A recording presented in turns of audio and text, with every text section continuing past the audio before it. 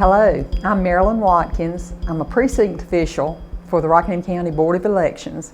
My home precinct is the Mall Street precinct, which votes at Zion Baptist Church. Today I'm going to go through the process of the absentee ballots by mail, how you would vote that way if you're not able to come in, if you're out of town during election day, whatever. This is a process you would go through. The first thing you would do, you would either call the office here, the Board of Elections office, or you can stop by here. They'll give you a form to fill out, which is an absentee ballot request form. They can't give you the ballot itself, but you have a form to fill out. You fill this form out. If you're here, you can drop it off. It will need to be researched to ascertain that you are a legal voter in Rockingham County, you live in Rockingham County, you're registered. And if the reason you're getting this is because you'll be out of town on election day, you'll not only fill out your home address, but you'll fill out an address where you'd like the ballot sent.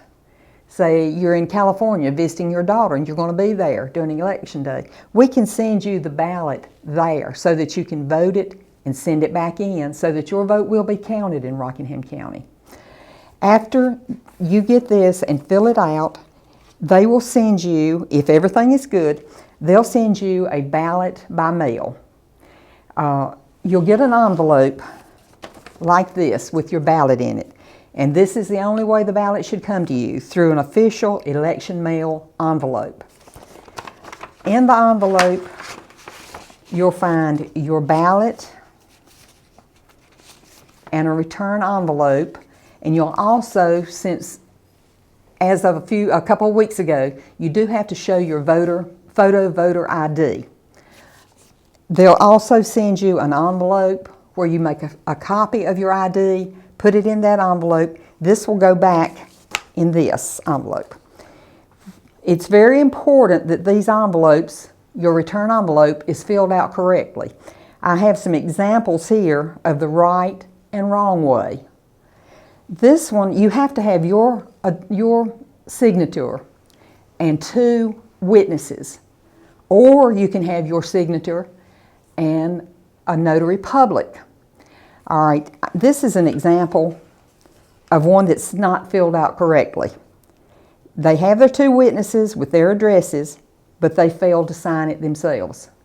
That will not work.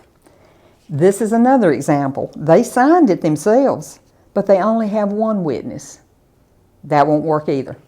These are the 2 examples of a correct way. The signature of the voter is here, and there are 2 witnesses and their address is here. Or the signature of the voter here and a notary with a notary seal here.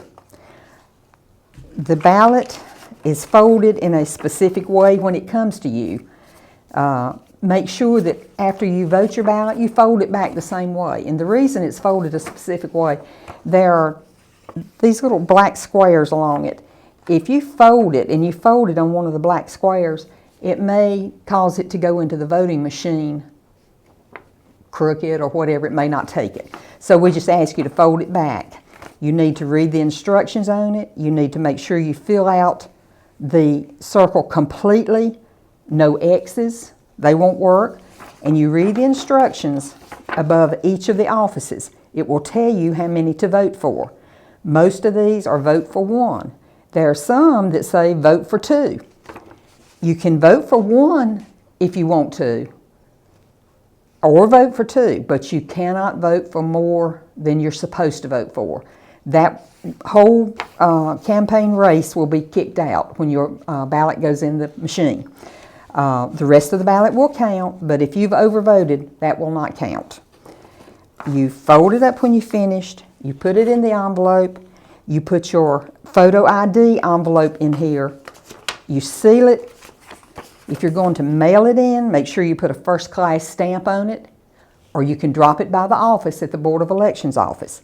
If you drop it by here, it has to be here by 5 p.m. on election day. If you want to drop it at one of the other precincts during early voting, you can do that, but you cannot drop it at one of the other precincts on Election Day. The only place you can drop it is here. If you do mail it, we ask that when you get it, go ahead and fill it out and mail it in so there won't be a problem with the mail. You know, sometimes the mail takes a little longer. But if you drop it in on Election Day and it is postmarked on Election Day, it will count as long as everything is okay with it. That's why I ask you to send it in early, because if there's a problem, we can contact you and maybe correct the problem. But that's the way you do early voting by mail.